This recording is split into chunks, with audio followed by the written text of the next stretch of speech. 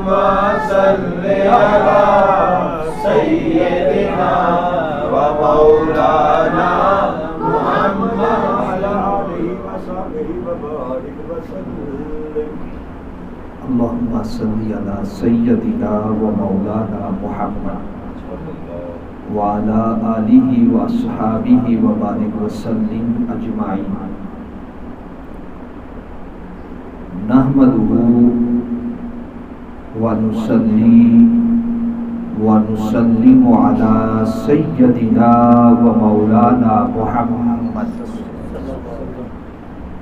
رسوله النبي الأمين الحنين الكريم الرؤوف الرحيم.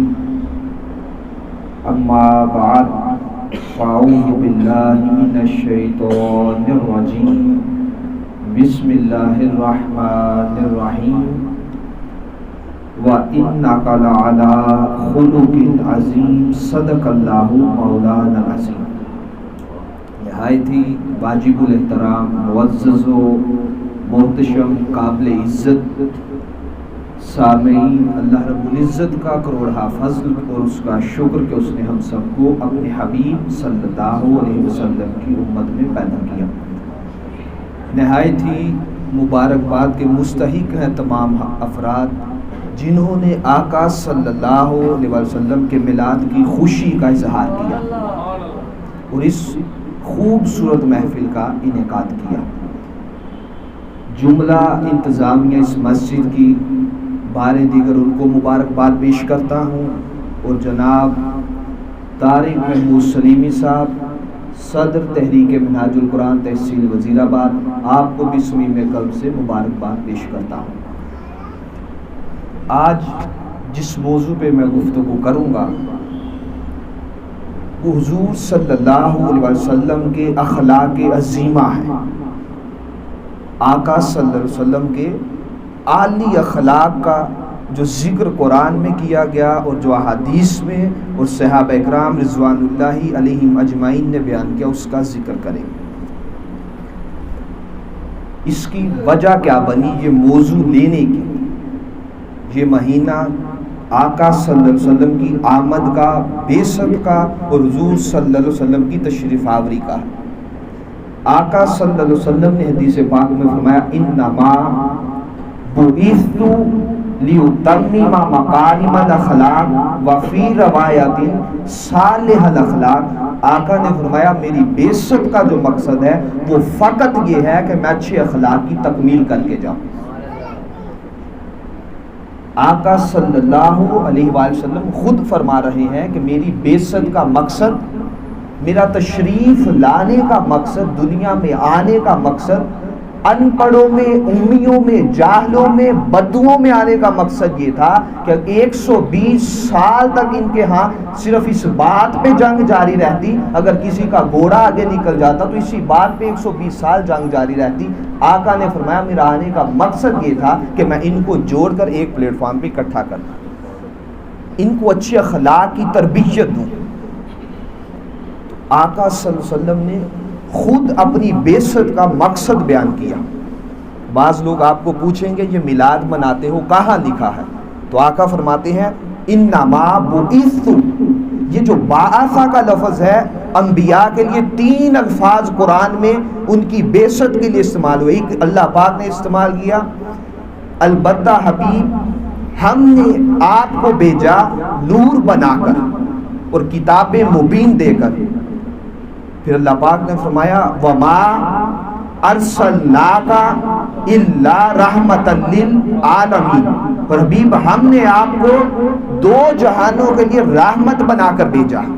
قرآن میں ایک لفظ یہ ہوا ارسلا، دوسرا جاء، تیسرا بعث. اللہ نے فرمایا هو الذی بعث فی الامیین رسولا. اللہ کی ذات وہی ہے جس نے ان پڑھوں میں، جاہلوں میں اپنے محبوب کو مبعوث کیا.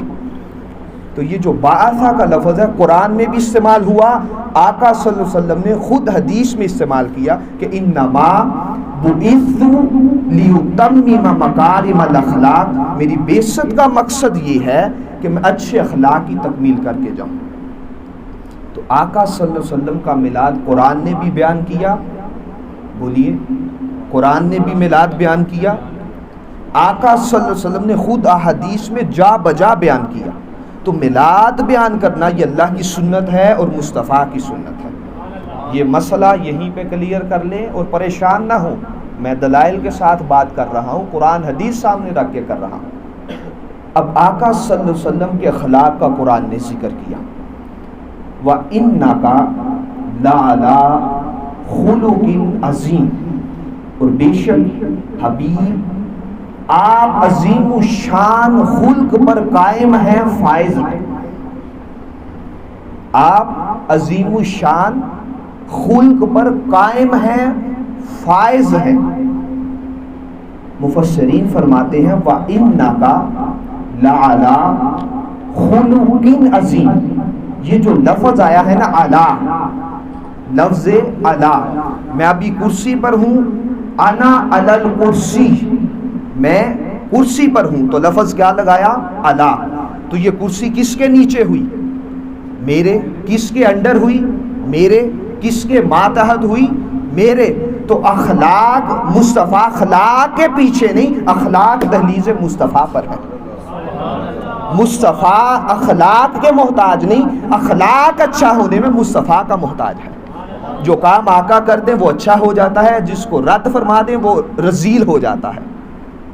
یہ معنی ہے. یہ تھوڑا سا میں نے خود وضاحتی گفتگو میں بیان کیا. تو آقا صلی اللہ علیہ وسلم مفسرین فرماتے ہیں اخلاق پر فائز ہیں.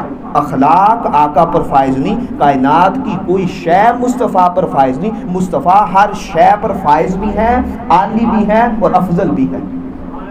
یہ معنی ہے اس کا وَإِنَّكَ لَعَلَىٰ خُلُقٍ عَظِيمٍ. کوئی یہ نہ سمجھے کہ کوئی عمل مصطفیٰ اس کے محتاج ہے، نہیں، ہر عمل مصطفیٰ کا محتاج ہے. ہر مقام وہ مصطفیٰ کی دہلیز کا محتاج ہے. ہر شان وہ مصطفیٰ کی دہلیز کی محتاج ہے. ہر سیرت وہ مصطفیٰ کی سیرت کی محتاج ہے. ہر صورت وہ حسن مصطفیٰ کی دہلیز کی محتاج ہے. ہر جمال مصطفیٰ کی دہلیز کا محتاج ہے. ہر کمال مصطفیٰ کی دہلیز کا محتاج ہے. مصطفیٰ کسی کے محتاج نہیں. حسن ہو، جمال ہو، کمال ہو، اخلاق ہو، وہ کوئی بھی مقام ہو، وہ مصطفیٰ کی دہلیز کا محتاج ہے. مصطفیٰ کسی کے محتاج نہیں. تو جب اللہ اپنے حبیب کے اخلاق کی بات کرتا ہے، مصطفیٰ کی نعت پڑھتا ہے، مصطفیٰ کی مدح کرتا ہے، مصطفیٰ کی شان بیان کرتا ہے، مصطفیٰ کا مقام بیان کرتا ہے، مصطفیٰ کے اخلاق بیان کرتا ہے، تو اللہ پاک لفظ چن چن کر کہتا ہے کہ آؤ دیکھو میں رب خالق ہو کر اپنے حبیب کی نعت کس انداز میں پڑھتا ہوں، اپنے حبیب کی شان کس انداز میں بیان کرتا ہوں، اپنے حبیب کا مقام کس انداز میں بیان کرتا ہوں. تو ارے میں خالق ہو کر، اعظم ہو کر، سب سے بڑا ہو کر اپنے حبیب کی تعریفوں کے پل باندھتا ہوں، تو تمہیں کیا موت پڑی ہے کہ مصطفیٰ کے میلاد پر مصطفیٰ کی شان بیان نہیں کرتے؟ اللہ سے بڑا تو کوئی نہیں کائنات میں. تو اللہ نے ان 3 لفظوں کے اندر مصطفیٰ کی شان کو سمو کے رکھ دیا. اور بے شک حبیب آپ عالی اخلاق پر فائز ہیں، تو اخلاق آپ کی دہلیز کے محتاج ہیں. حضور صلی اللہ علیہ وسلم کے اخلاق، بعثت کا مقصد فقط خلق کی تکمیل تھا، اچھے اخلاق کی تکمیل تھا. اور جس ماحول میں آقا تشریف لائے، 120 سال جنگ صرف اس بات پر عرب میں چھڑ جاتی، 2 گھوڑے گھڑ سوار ریس لگاتے، 2 قبائل مل کر، کسی کا گھوڑا آگے گزر جاتا ریس میں، ایک نے تو آگے آنا ہی ہے، ایک نے پیچھے آنا ہے. اس بات پر ہی 120 سال جنگ ختم نہ ہوتی کہ تم ہم سے آگے کیسے گزر گئے. ماؤں کی منڈیوں میں بولی لگتی تھی کہ نہیں، یہ باتیں تو آپ کو زبانی یاد ہیں. مصطفیٰ کی تشریف آوری ہوئی، آقا نے فرمایا آؤ، یہ ماں کوئی بیچنے کی چیز نہیں، میں محمد مصطفیٰ اس کے قدموں میں جنت رکھتا ہوں. بچیوں کو زندہ درگور کیا جاتا. تو آقا صلی اللہ علیہ وسلم تشریف لائے، آقا نے فرمایا جس نے اپنی 3 بیٹیوں کو اچھے طریقے سے رخصت کیا، میں محمد مصطفیٰ ضمانت لیتا ہوں جنت میں ساتھ لے کے جاؤں گا. ایک صحابی نے کہا آقا جس کی 2 ہو، آقا کا دریائے رحمت مجھ میں، کہا تو 2 کی کر دے، میں تجھے ساتھ لے کے جاؤں گا.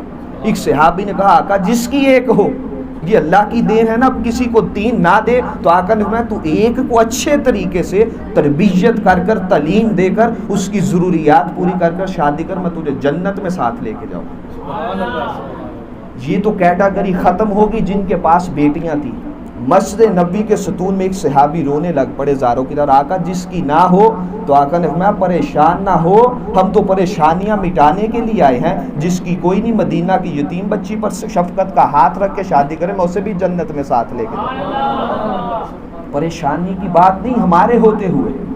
تو یہ آقا جب آئے تو جن بچیوں کو زندہ درگور کیا جاتا ان کی شادی پر, ان کو رخصت کرنے پر آقا نے جنت کا اعلان فرما دیا.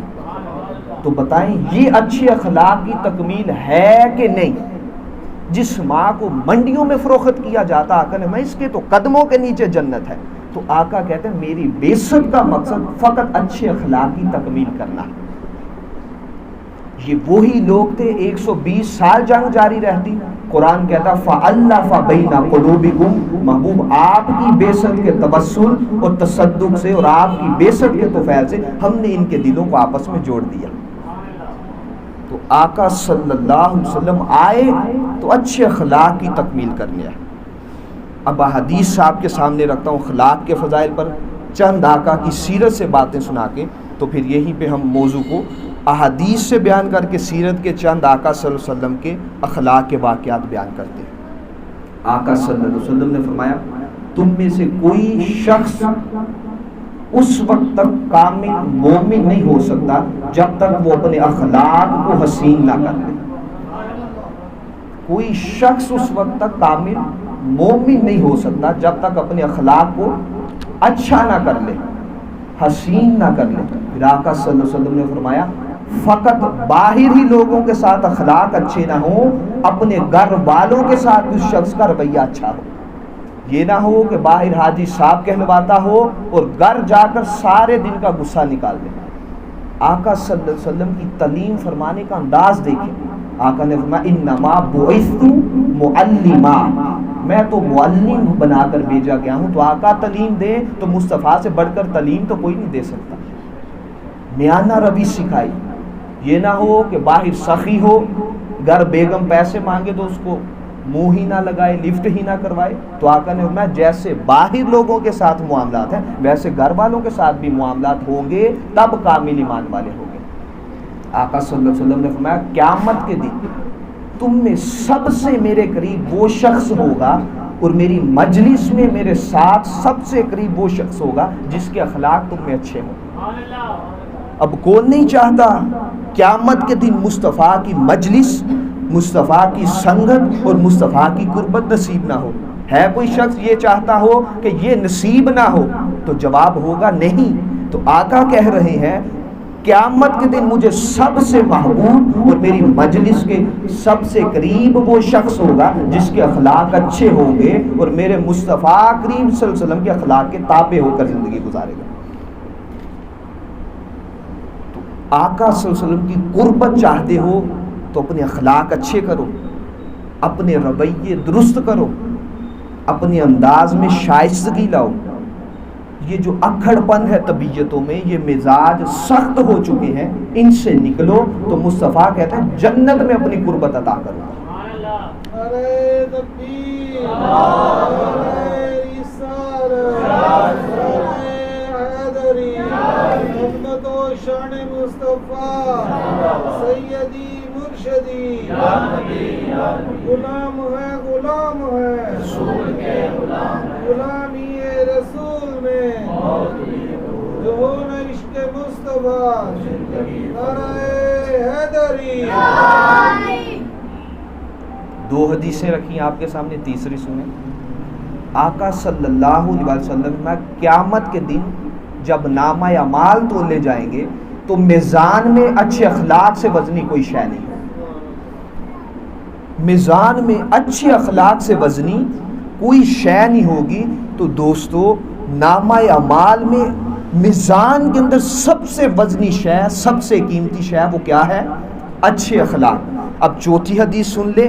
آقا صلی اللہ علیہ وسلم نے فرمایا سارا دن روزہ رکھنے والا شخص ایک طرف, دیکھیں یہ چھوٹی عبادت نہیں، سارا دن روزہ رکھنے والا، ساری رات عبادت کرنے والا، تہجد گزار ایک طرف، آقا نے فرمایا اچھے اخلاق والا شخص میٹھا بول اپنے مومن بھائی سے بولنے والا اس سے کئی گنا اونچے درجے پر چلا جاتا۔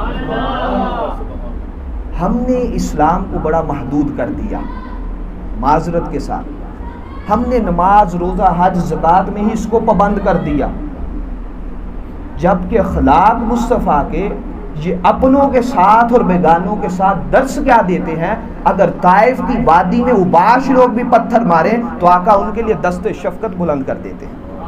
آقا کہتے ہیں اللہم اہدی قومی انہم لا یعلمون، اللہ میری قوم کو ہدایت دے، یہ نہیں جانتی میرا مقام کیا ہے، میں ان کی سمجھ سے بالا تر ہوں۔ تو آقا صلی اللہ علیہ وسلم کے اخلاق تو یہ بتاتے ہیں جو اللہ کی مخلوق کے ساتھ اچھا ہوتا ہے مقام اسی کو ملا کرتا ہے۔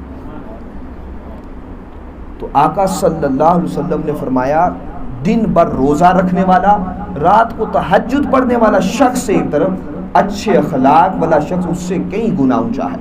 میں حدیث سنا دوں، اس کی وضاحت کرتا ہوں آگے چل کے وہ کیسے اونچا ہو گیا۔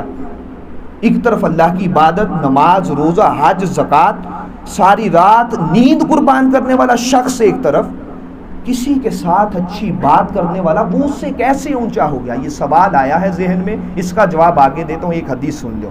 آقا صلی اللہ علیہ وسلم نے فرمایا صلی اللہ علیہ وسلم، قیامت کے دن اپنی مجلس میں سب سے قریب کر کے اس شخص کو بٹھاؤں گا جس کے اخلاق میرے اخلاق کے تابع ہوں گے، جس کے اخلاق میرے اخلاق کے تابع ہوں گے۔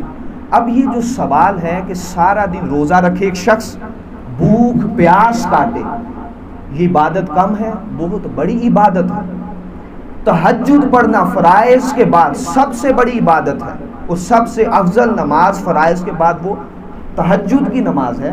اب ایک شخص کے کھاتے میں یہ سب کچھ بھی ہے، اخلاق نہیں تو قرآن کی روح سے اور مصطفیٰ کے فرامین کی روح سے وہ شخص کبھی بھی عبادت کی لذت ہی نہیں پا سکتا، وہ عبادت کی لذت سے محروم رہ جاتا ہے۔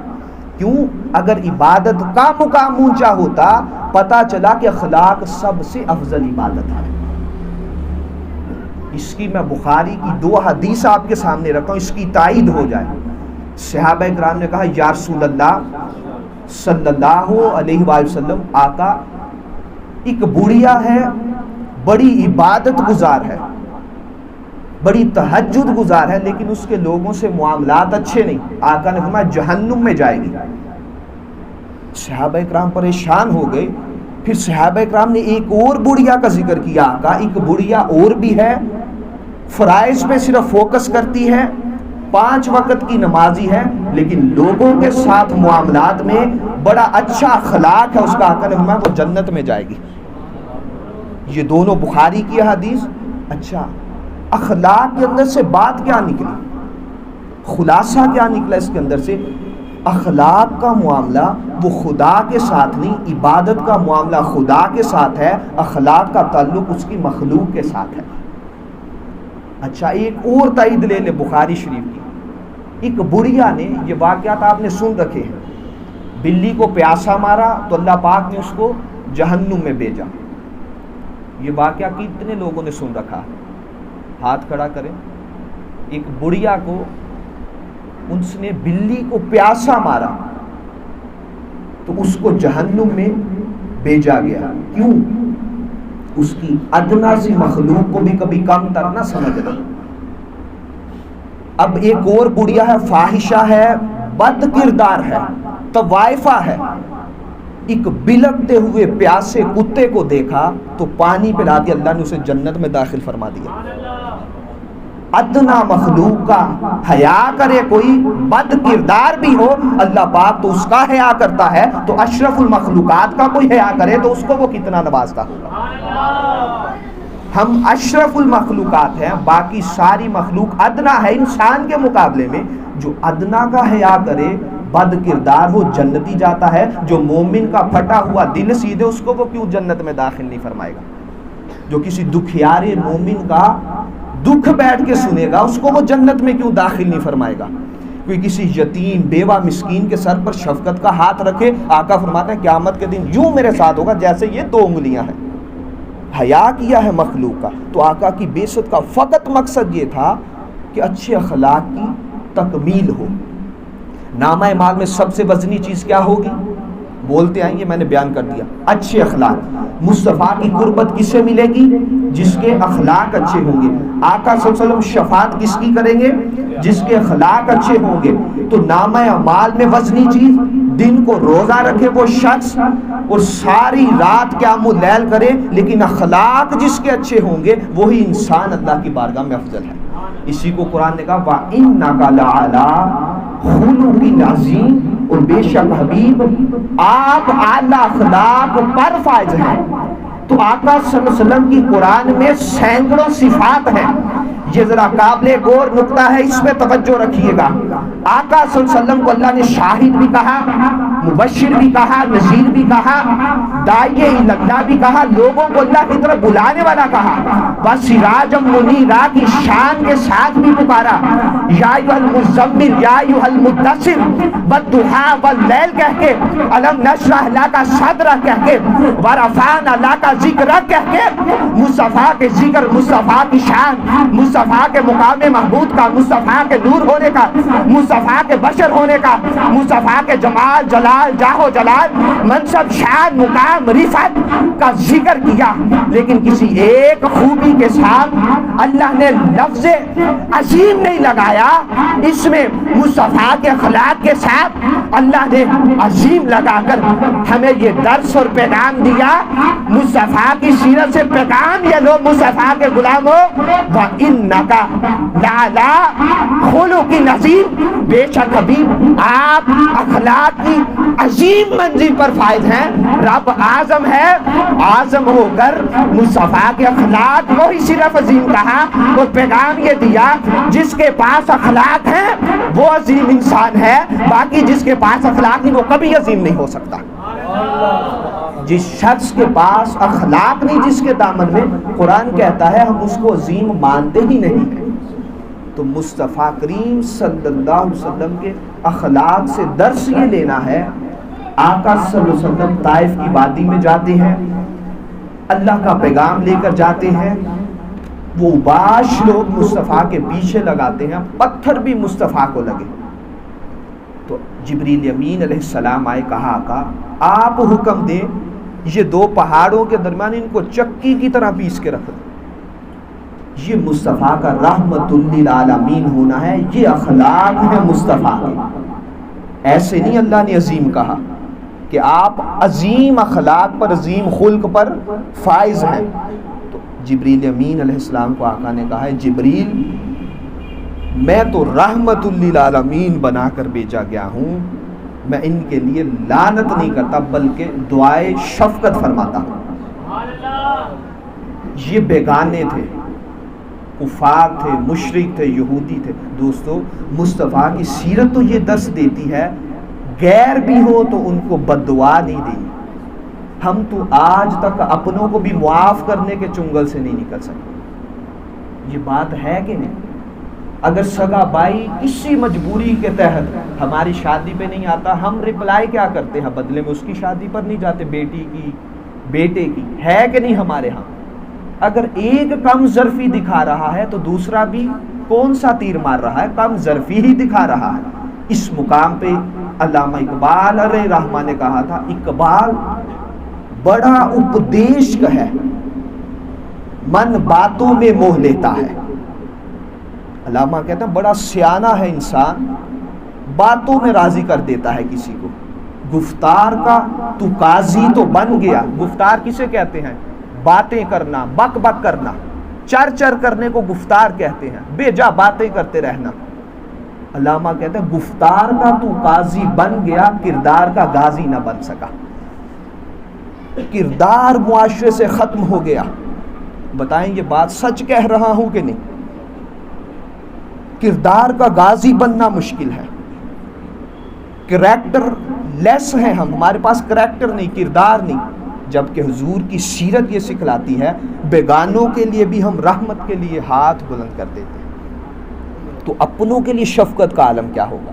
ایک بڑھیا ہے، چند واقعہ سیرت کے سنا کے گفتگو کو ختم کرتے ہیں.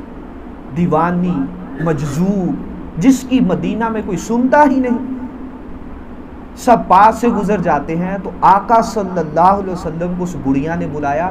آقا کئی گھنٹے روزانہ اس کے ساتھ کھڑے رہتے. صحابہ نے کہا یا رسول اللہ یہ دیوانی ہے، اس کا دماغ ٹھکانے پر نہیں، تو آپ سارا دن اس کی باتیں ہی سنتے رہتے ہیں. آقا نے فرمایا ہم آئے ہی ان کے لیے ہیں جن کی سنتا ہی کوئی نہیں، ہمیں تو بھیجا ہی ان کے لیے گیا ہے. یہ مصطفیٰ کے عالی اخلاق تھے جس کو قرآن نے بیان کیا. پھر حضور صلی اللہ علیہ وسلم حضرت عائشہ صدیقہ رضی اللہ تعالیٰ عنہا سے صحابہ کرام پوچھنا ہے ام المؤمنین بتائیے حضور کے اخلاق کیا تھے. تو آپ فرماتی ہیں صحابی کیا تو قرآن نہیں پڑھتا؟ کانا خلقہ القرآن، سارا قرآن میرے مصطفیٰ کا اخلاق ہے. مصطفیٰ کی سیرت پڑھنی ہے قرآن پڑھو، مصطفیٰ کے اخلاق پڑھنے ہیں قرآن پڑھو. زنا کی ممانعت قرآن نے کی، بدکاری کی ممانعت قرآن نے کی، جھوٹ کی ممانعت قرآن نے کی، غیبت کی ممانعت قرآن نے کی، شراب کی ممانعت قرآن نے کی، چغلی کی ممانعت قرآن نے کی. نوجوانوں کو، بڑوں کو، ماؤں بہنوں بیٹیوں کو نظر جھکا کر چلنے کا حکم قرآن نے دیا. آپ لیتے چلے آئے قرآن سے فہرست نکالیں، سب سے عالی اخلاق کا ذکر قرآن میں ہے تو مصطفیٰ کے سارے اخلاق کو قرآن سے ہی لبریز تھے.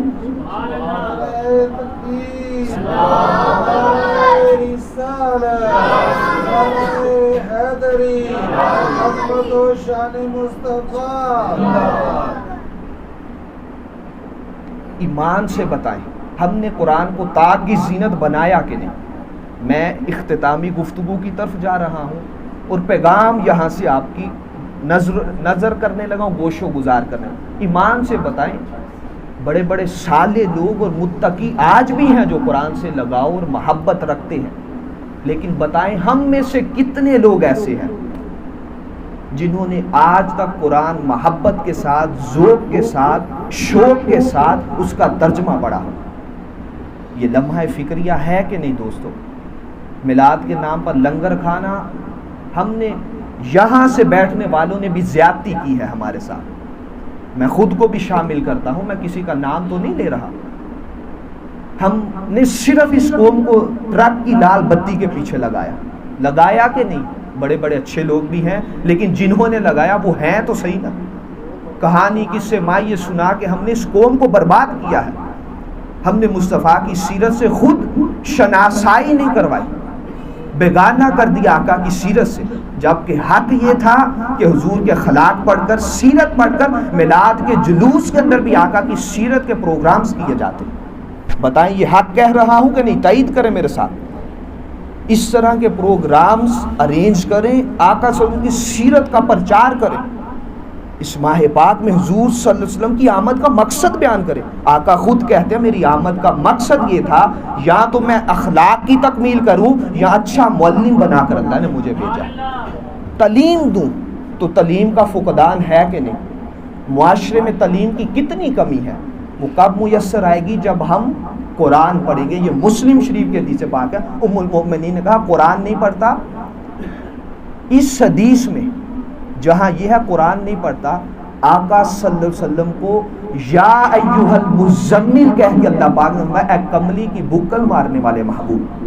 یہ مصطفیٰ کا اخلاق ہے کہ ایڑیوں میں ورم بھی آ جاتے ہیں لیکن اس کی محبت میں ساری رات کھڑے رہتے ہیں. یہ بھی اخلاق ہے.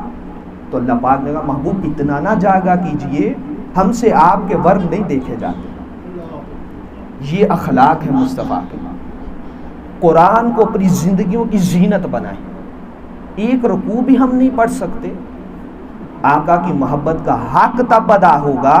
ام المومنین کہتے ہیں قرآن سارے کا سارا مصطفیٰ کا اخلاق ہے.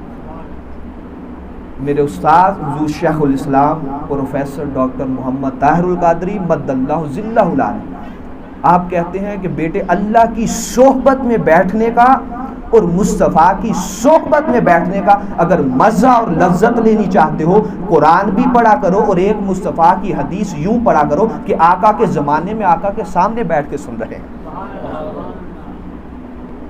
تب اچھے اخلاق میسر آئیں گے. معاشرہ اخلاق سے بنتا ہے، قومیں اخلاق سے بنتی ہیں، کردار سے بنتی ہیں، آقا صلی اللہ علیہ وسلم کے اسوہ کو اپنانے سے بنتی ہیں. ایک حدیث سن لے آقا صلی اللہ علیہ وسلم کی تو اجازت دیں. ان ابی ہریرہ رضی اللہ تعالی عنہ قال قال رسول اللہ صلی اللہ علیہ وآلہ وسلم یا ابا ہریرہ، اے ابو ہریرہ. یہ حدیث پاک کی روایت کرنے والے بھی ابو ہریرہ ہیں. تو آقا نے فرمایا اے ابو ہریرہ. کیا فرمایا آقا نے؟ کن وارعن تکن اعبد الناس. ابو ہریرہ تقوی شعار بن جا، اس لمحے تو اللہ کا سب سے عبادت گزار ہو جائے. تقوی شعار بن جا، اللہ کا خوف وارد کر، اس وقت تو سب سے بڑا عابد ہوگا. دوستو عبادت ایک طرف، تقوی کل عبادت کی، کل عملوں کی جان ہے، اور یہ اخلاق کی بھی جان ہے. پھر آقا صلی اللہ علیہ وسلم نے فرمایا وَكُنْ قَانِعًا تَكُنْ أَشْكَرَ النَّاسِ. جو مل جائے، سوکھی روٹی بھی مل جائے، اس پہ قناعت کر، اللہ کا شکر گزار بندہ بن جائے. پھر آقا صلی اللہ علیہ وسلم نے فرمایا وَحِبَّ لِلنَّاسِ مَا تُحِبُّ لِنَفْسِكَ. اے ابو ہریرہ، جو اپنے لیے پسند کرتا ہے وہ کسی کے لیے پسند کر، تکن مؤمناً، اس لمحے تو مومن بن جائے گا. یہ اخلاق کی میں ساری احادیث سے وضاحت اس حدیث پر کر رہا ہوں.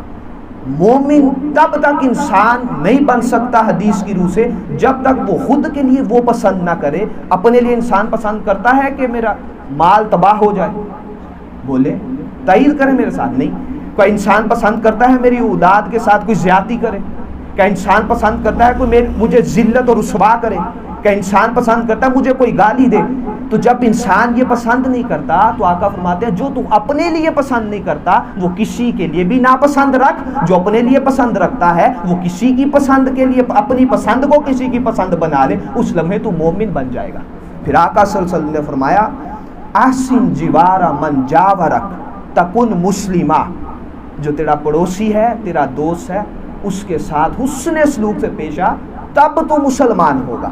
یہ آقا نے تعریف کی ہے عابد کی، سب سے بڑے شکر گزار کی، مومن کی، مسلم کی. یہ میری اور آپ کی ہوئی تعریف نہیں. پھر آقا صلی اللہ علیہ وسلم نے فرمایا کثرت سے ہنسا نہ کرو، یہ دلوں کو مردہ کر دیتا ہے.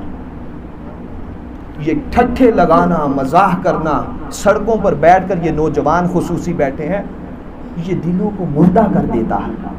5 چیزیں بتائی میں نے. کتنی؟ 5. سب سے بڑا عبادت گزار کون شخص ہے؟ بولے تقوی والا.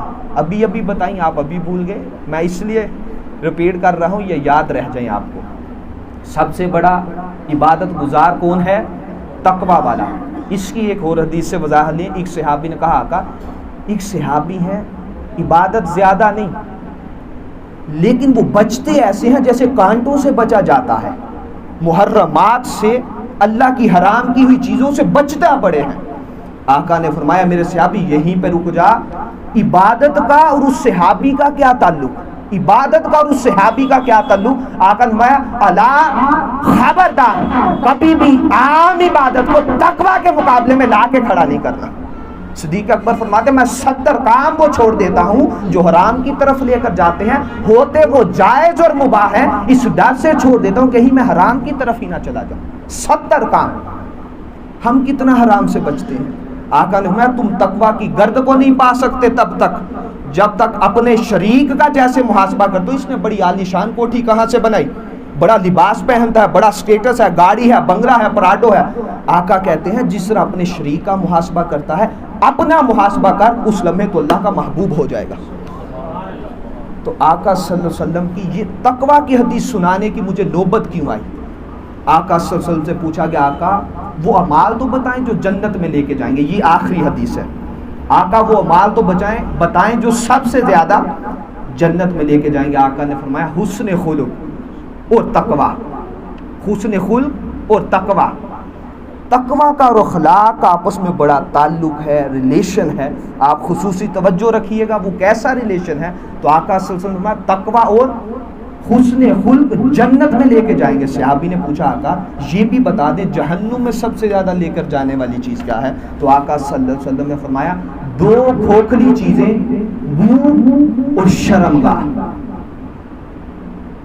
منہ اور شرمگاہ یہ ہے کھوکھلی، ان میں ہڈی بھی نہیں، لیکن آقا فرماتا ہے جس نے اس کا ناجائز استعمال کیا وہ اوندے منہ جہنم میں کیڑے جائے. اس کو اللہ پاک جہنم میں اوندے منہ کہے گا ملائکہ اس کو دور کر دو، جہنم رسید کر دو. تو تقوی اور اچھے اخلاق کس میں لے کے جائیں گے؟ جنت میں. آؤ دوستو یہی دعوت فکر ہے، یہی تحریک منہاج القرآن کا پیغام ہے. انما بعثت لیتمم مکارم الاخلاق وفی روایت صالح الاخلاق. آقا نے فرمایا میری بعثت کا فقط مقصد یہ تھا کہ میں اچھے اخلاق کی تکمیل کر کے جاؤں. تو تقوی اور اچھے اخلاق جنت میں لے کے جائیں گے. تقوی کا عبادت کے ساتھ کوئی مقابلہ نہیں. آپ کہیں گے کیسے؟ ایک شخص نماز پڑھتا ہے، خلوت میں جا کے گناہ کرتا ہے، اس کو اللہ کا خوف تو نہیں ہوا. ہم دوستو تقوی شعار لوگ نہیں، متقی لوگ نہیں، فرائض و ڈیوٹیاں ادا کر رہے ہیں نمازیں پڑھ کے. علامہ نے کہا تھا خودی کی خلوتوں میں کبریائی، خودی کی جلوتوں میں مصطفائی. اقبال کہتے ہیں اگر تو مصطفیٰ کا عاشق اور مصطفیٰ کا غلام بن کر زندگی گزارے گا، مصطفیٰ کے عالی اخلاق اپنی زندگی کا اوڑھنا بچھونا بنائے گا، مصطفیٰ کی سیرت کا دامن پکڑ کر رکھے گا، تو اقبال کہتے ہیں خودی کی خلوت میں کبریائی. جب رات کو تنہا بیٹھے گا خلوت میں تو اللہ کا خوف وارد کرے گا، اور جب گلی کوچا میں نکلے گا تیرا لباس، تیرا چال، تیرا ڈنگ ڈب دے کر کوئی کہے گا یہ مصطفیٰ کا غلام آ رہا ہے، یہ تو مصطفیٰ کا عاشق آ رہا ہے، یہ تو مصطفیٰ کے نام پر زندگی گزارنے والا شخص گلی سے گزر رہا ہے. اسی کو اقبال کہتے ہیں تازہ میرے زمین میں مار گئے کون ہوا، عشق تمام مصطفیٰ عقل تمام بولا.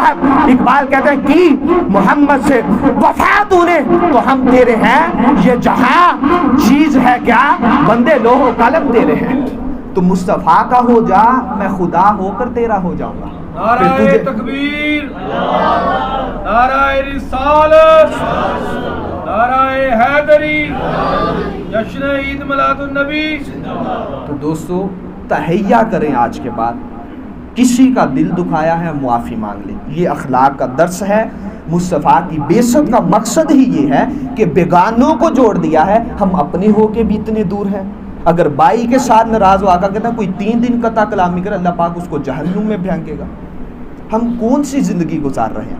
اگر ماں باپ کا دل دکھایا ہے خدا کی قسم یہی معافی مانگ لو، نہیں تو کل قیامت کے دن یہ معافی نہیں ملے گی. کسی دوست کا، مومن کا عیب کبھی کھولا ہو اس سے جا کے معافی مانگو. جتنے گناہ زندگی میں ہو گئے باتقاضۂ بشریت یہیں سے تہیہ کر لیں کہ ہم حضور کے غلام ہیں. بولیے کون کون حضور کا غلام ہے؟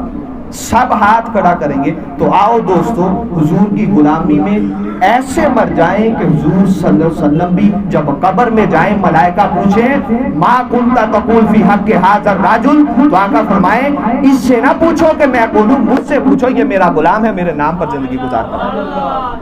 تو آقا صلی اللہ علیہ وسلم کے اخلاق اپنی زندگیوں میں اتاریں، اپنی طبیعتوں میں نرمی لائیں، شائستگی لائیں، سختی سے نکلیں، اپنے آپ کو ایسا کلام کرنے والا بنا لیں کہ آپ کو دیکھ کر مومن بھائی آپ کا مسکرائے. یہ آپ کے لیے صدقہ ہے. دعا گو ہو کہ اللہ پاک ہم سب کو حضور کا عاشق اور غلام بنائے، حضور صلی اللہ علیہ وسلم کی محبت میں جینا مرنا نصیب فرمائے. جو بیان کیا اس پر عمل پیرا ہونے کی توفیق عطا فرمائے. باتقاضۂ بشریت کوئی کمی بیشی رہ گی خطاب میں اللہ پاک معافی عطا فرمائے. وما علینا الا البلاغ المبین. والسلام علیکم ورحمۃ اللہ وبرکاتہ.